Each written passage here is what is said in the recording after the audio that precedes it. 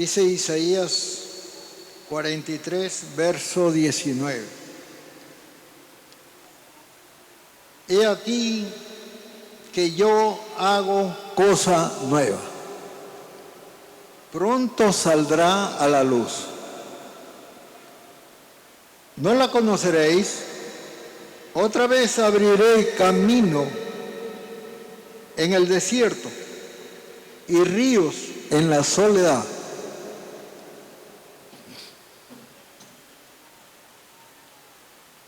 Yo veo aquí que hay una reforma que tiene que venir a la iglesia. ¿Por qué? Por muchas generaciones, Dios ha estado hablándole a su pueblo acerca de la cosecha final. La cosecha final se presenta como una cosecha que es enorme, de mucha dimensión en todo el mundo. Ya no es solamente una nación, el pueblo judío, sino de que esta cosecha, recoger frutos, es a nivel mundial.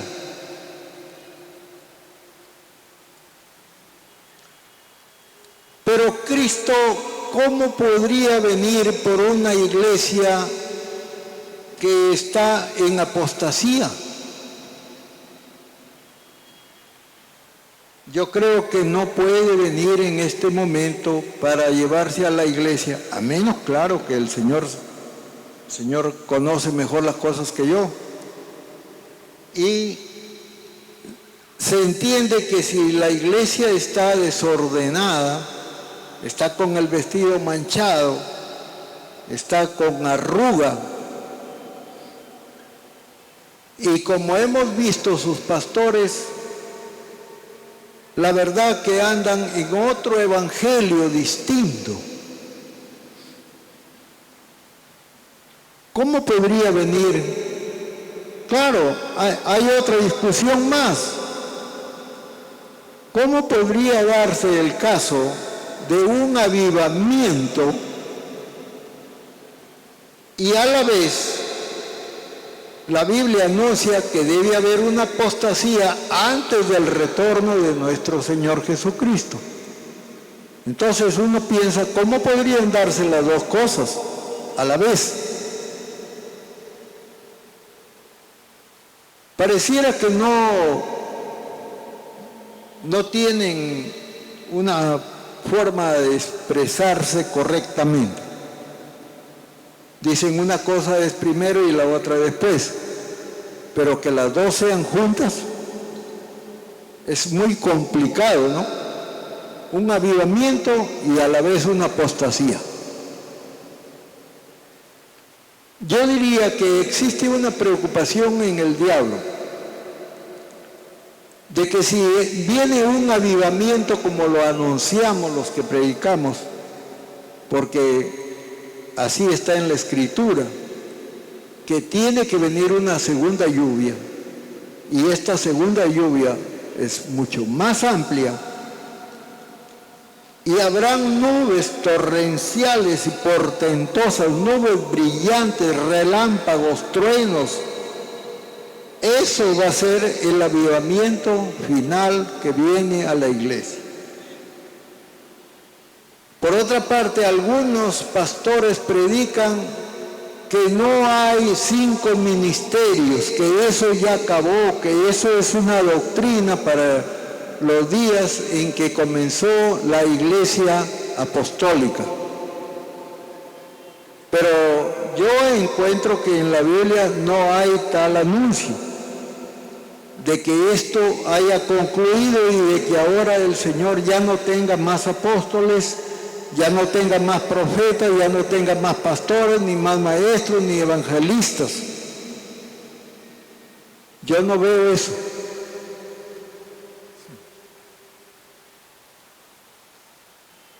Lo que sí yo veo es que la Biblia no habla de mujeres pastores. Eso sí habla. Pero Sin embargo, vemos que hay muchas mujeres que son pastores. ¿Cómo han logrado hacer eso los pastores? La verdad que yo no lo sé. Bíblicamente hablando, no creo que haya tal cosa. A lo sumo, las mujeres han sido jueces del pueblo de Dios.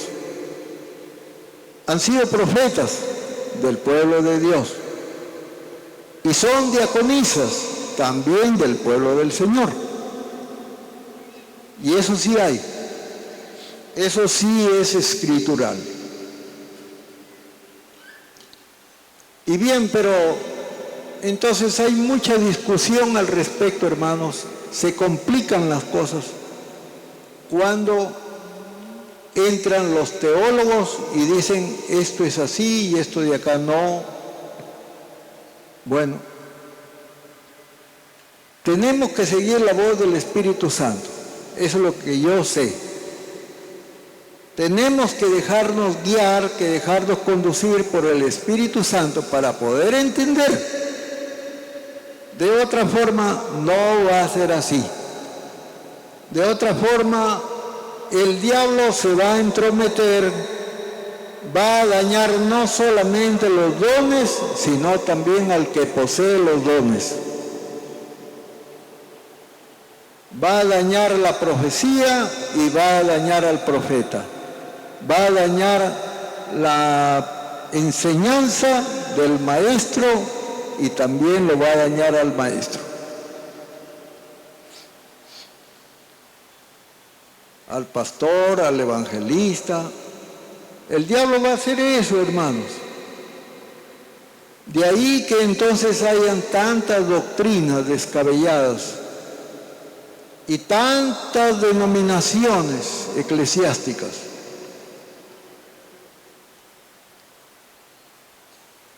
Pero yo sí sé que Jesús viene por una esposa virgen, por una novia virgen. Y eso sí tiene que coincidir con lo que dice la palabra de Dios. Que la iglesia esté ataviada como para su esposo. Así lo dice la Escritura, ¿no? Pero ¿cómo podría ser la iglesia una novia, una esposa preparada para su esposo, cuando todavía la iglesia está contaminada con las costumbres y las modas del mundo? Y eso no se puede entender, hermanos. No podemos llegar a ninguna conclusión.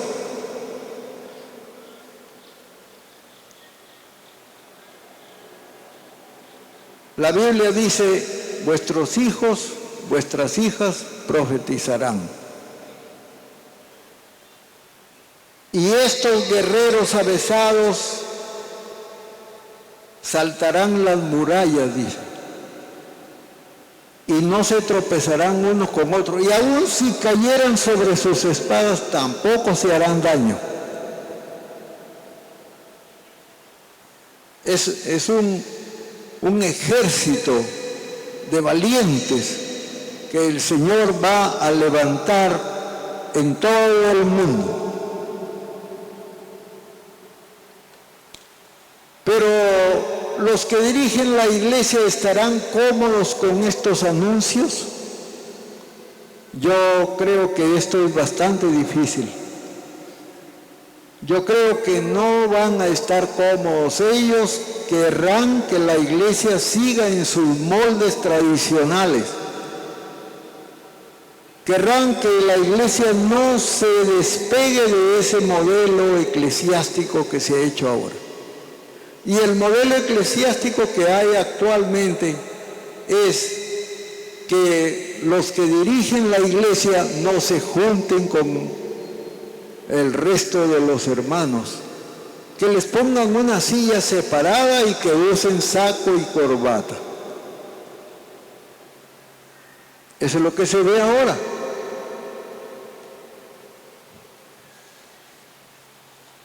La verdad, yo Yo digo yo, diciendo de esa forma y de esa manera de pensar.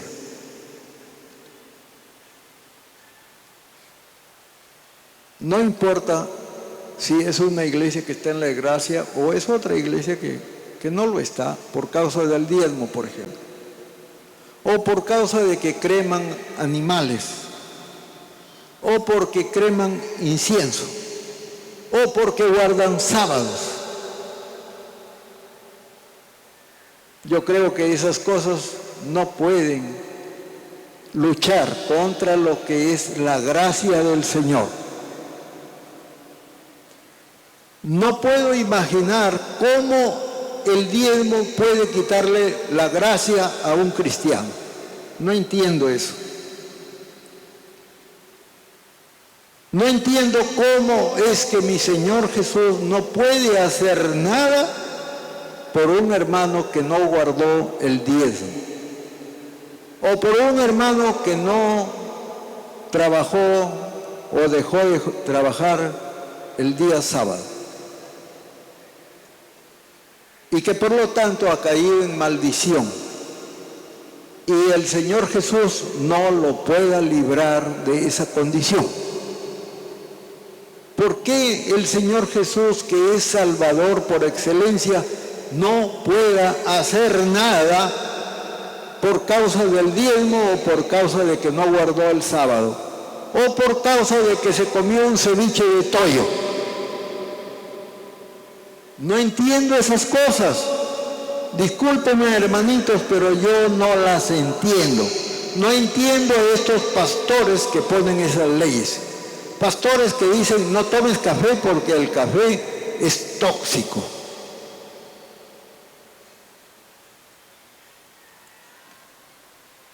Entiendo que tú te guardes de tomar café, mucho café.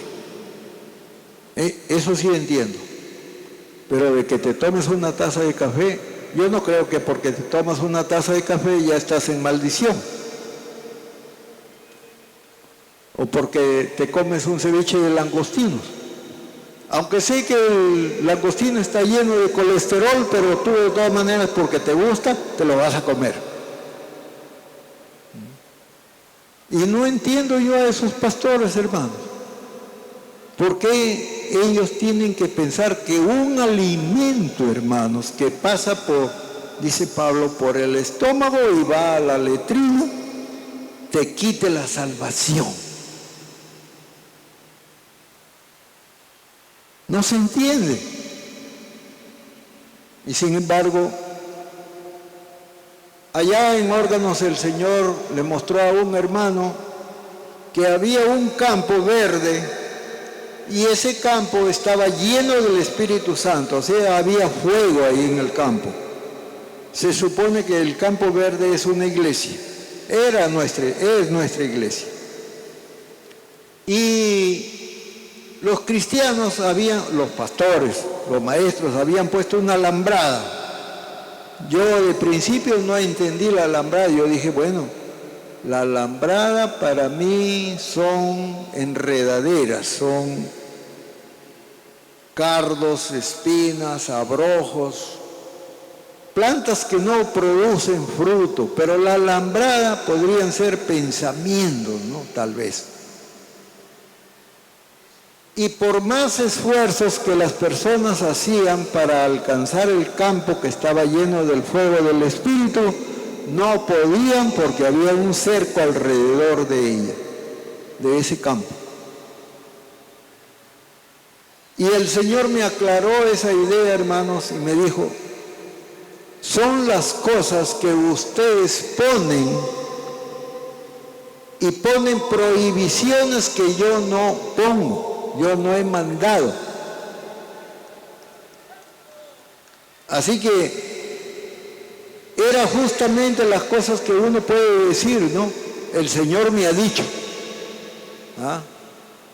Y ahí está la alambrada ya. El Señor dice que yo enseñe, que yo predique esto. Ya está la alambrada ahí. Y la verdad son ideas de uno. no es lo que el Señor nos dio para expresarle a la congregación.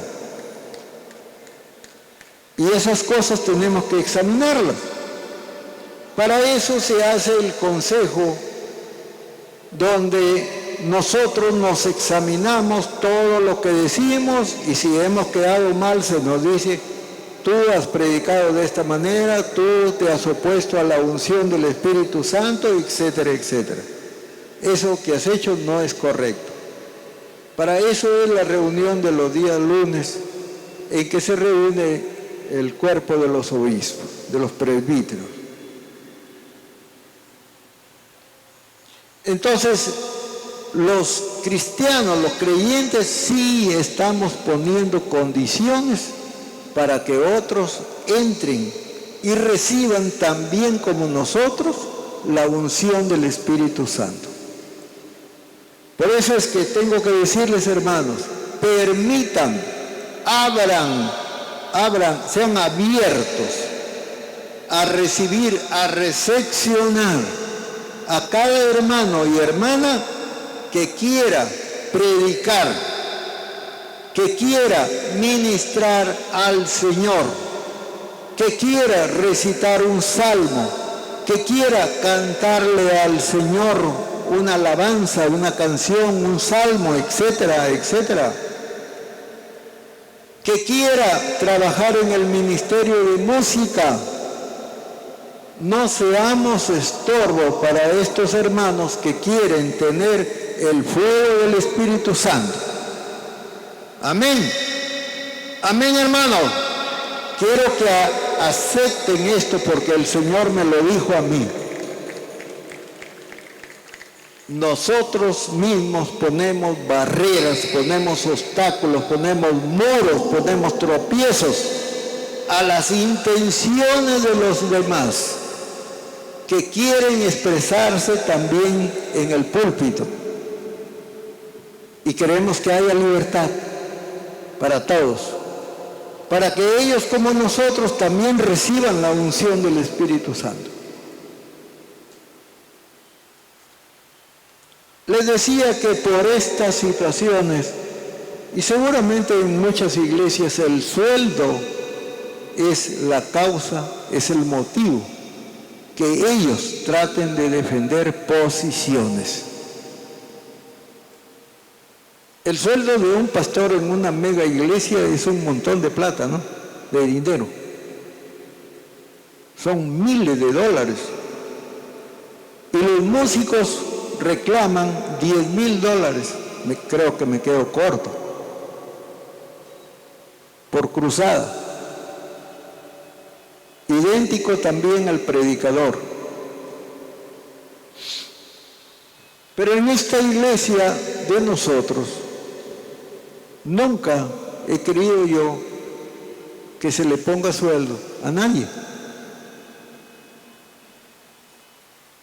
Una vez un hermano me dijo: hermano, pero yo necesito que me atiendan a mi familia. No, le dije yo, ¿por qué no la atiendes tú?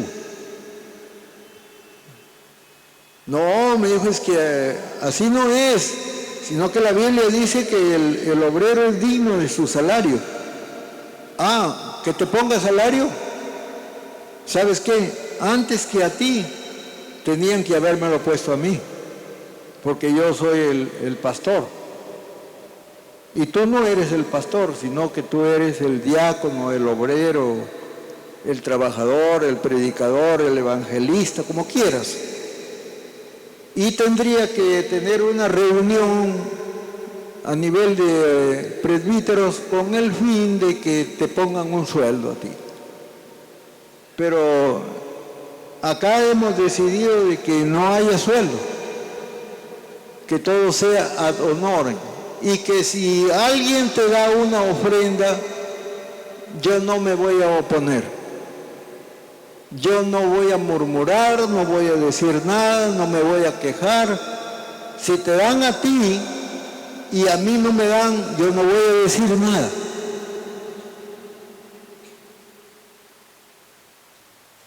Por lo tanto, hermano, le dije, yo tengo 3 hijos, porque después ya tuve cuarto, ¿no? Pero por ahora tengo 3. Así que yo ya podría pedir por ellos un sueldo. ¿Por qué? Porque yo me dedico a predicar el Evangelio y tú también quieres hacer eso. Y no va a alcanzar la ofrenda de la iglesia para los 2. Bueno, va a ser un problema. Así que le dije, no hay. Ya, entonces me voy. Como gustes, hermano, pero yo no pongo sueldo. Te repito, si hay que poner sueldo, hay que tener una reunión y escribirlo ahí que estamos de acuerdo en poner sueldo. Y para poner sueldo tendríamos que exigir el diezmo. Y yo no quiero, no me gusta el diezmo. Porque el diezmo maldice. Y yo no quiero que nadie sea maldecido por el diezmo. Yo no quiero eso. Ya me dijo, bueno, está bien. Pero yo no entiendo a esos pastores que hacen eso, hermano. Yo creo que por esas cosas, por el dinero, hermanos, vienen muchos problemas a la iglesia. Mejor yo quiero que la iglesia sea como hizo Pablo, ¿no? Pablo no reclamó sueldo a nadie. Pablo se ganaba su propio sustento.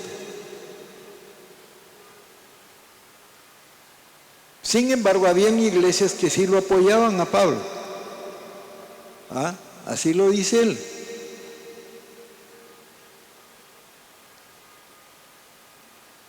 Bueno, nuestro Señor dice que la cosecha es el fin del mundo, el fin del siglo, dice. Así que esperamos que eso sea así, hermano. Acuérdense, la cosecha es el fin del siglo. Quiere decir que va a venir cuando sea el final.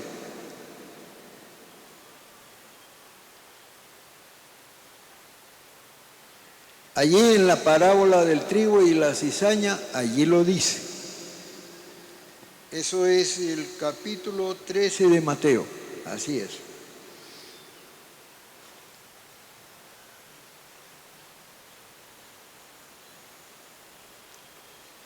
En esa cosecha habrá trigo falso y trigo verdadero. Los discípulos por su lado dijeron, ¿quieres que la arranquemos a la cizaña?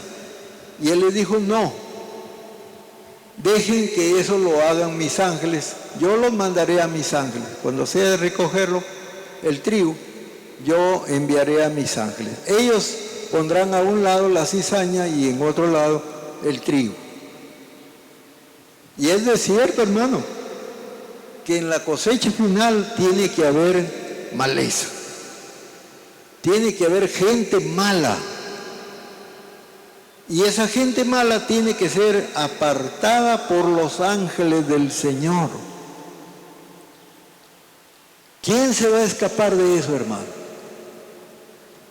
Yo entiendo, si no estoy equivocado, que esa gente tiene que ir necesariamente a la gran tribulación, puesto que estamos hablando del avivamiento final. Y se supone que el avivamiento final, allí justamente venga también el rapto de la iglesia. Necesariamente. Y no queda otra manera de hacer un argumento que sea distinto a esto. No me parece correcto. Creo que así serán las cosas. Y entonces surgirá el anticristo, el hombre de pecado. Y este se ufana de ser Dios. Y él dice que es Dios. Así que, hermanos, tengamos muy en cuenta esta situación.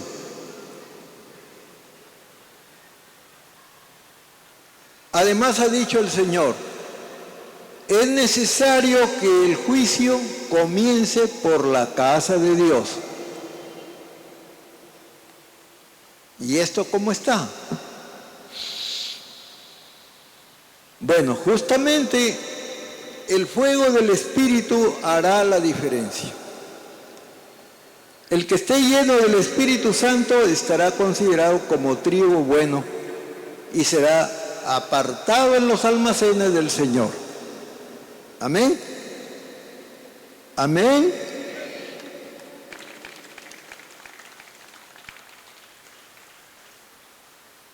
Es necesario, hermanos, que haya separación. Es necesario que el juicio de Dios comience por la casa del Señor. ¿Cuándo está comenzando ese juicio por la casa del Señor? Y el Señor le ha dicho a un hermano o hermana, la casa eres tú. O sea, la iglesia. Pero no digamos así, la iglesia, como que yo me estoy escapando de eso. No. Yo también soy la casa del Señor. Ustedes son la casa del Señor. Y por lo tanto el juicio va a comenzar contigo. Va a comenzar conmigo. ¿Cuándo? Ahora mismo, pues. Ahora mismo. ¿Qué significa? Si el Evangelio te cambia, entonces gloria al Señor. Gloria a Dios por ello. Porque has encontrado el camino, has encontrado la salvación, has encontrado el tesoro que está escondido. Pero si no te da la gana cumplir con esta palabra, con orar, con acercarte al Señor, con llenarte del Espíritu para que tu lámpara no se apague nunca, entonces sí entrarás en juicio. Y cuando venga el novio, encontrará la lámpara que se apaga y que ya no tiene combustible, ya no tienes aceite. Y entonces vas a decir, ya viene el novio, mejor voy a comprar aceite. No, pero si voy a comprar aceite, se me va a ir el novio y ya no me va a encontrar, mejor dame del tuyo. Y la Virgen prudente te va a decir, no, anda, compra el tuyo. Para que a ti y a mí no nos falte, anda, compra el tuyo. ¿Ven? Y entonces la palabra de Dios dice, pues, allí habrá lloro y crujir de dientes. Y eso es lo que tenemos que tener en cuenta, hermanos. Así que yo espero que haya un remesón y que toda esa vocinglera y esa superchería y ¿cómo se llama esa cosa que hacen las iglesias lujosas? Eso no tiene nada que ver con el Evangelio, hermanos. Festivales, pasarela, porque a algunos pastores nos gustan las pasarelas, y si vienen en ropa de baño las hermanas, mejor.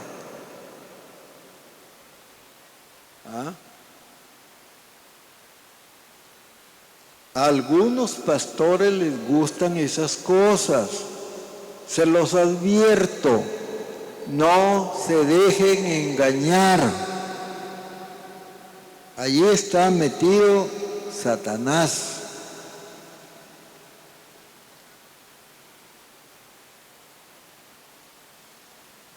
Nosotros con toda seguridad veremos el cumplimiento de estas profecías. ¿Qué dijo el Señor? Cuando la higuera se ponga verde, y pues la higuera, el pueblo judío, nació tuvo su partida de nacimiento en 1948. Agrégale 70 años y ya estamos en la fecha. Agrégale 80, no te falta nada. Ese es el punto. Si a esto le quitamos unos 6 años más o menos en que Herodes no murió en el año 1 de la era cristiana, sino en el año 4 antes de Cristo, entonces todavía está más cerca. Y esa generación, según la palabra de Dios, será la que verá el retorno de nuestro Señor Jesucristo. Ahora, yo me puedo equivocar al calcular una generación, porque no hay acuerdo si es 40 años, si es 70, si es 80 o si es 130 años. Pero calculando más o menos, diría que todo este cambio que el Señor quiere hacer con la iglesia, su iglesia, que vive estos tiempos modernos de locura, podrían ser 40 años. Y el Señor tendría que cambiar esa condición de la iglesia y transformarla radicalmente en una iglesia de valientes, de guerreros que sí prediquen el Evangelio sin ningún temor y que no le tengan miedo a la muerte. ¿Por qué? Porque persecución vendrá, hermanos. Ese es lo feo de este asunto. Persecución vendrá. Y entonces, si verdaderamente somos del pueblo del Señor, debemos de permitir que esas cosas pasen, porque Dios las manda. Pero si puedes hacerte libre, hazlo pues. Si puedes escaparte, bien. Pero ahora con tanto aparato que hay sofisticado, que desde arriba ya te ven por dónde andas. Así que será bastante difícil, a menos que el Señor intervenga escondiéndonos. Y eso sí lo puede hacer el Señor, ¿no? Si Él quiere, claro. Bien, pero algunos cristianos se van a oponer, especialmente entre los dirigentes. Tendrá que haber oposición.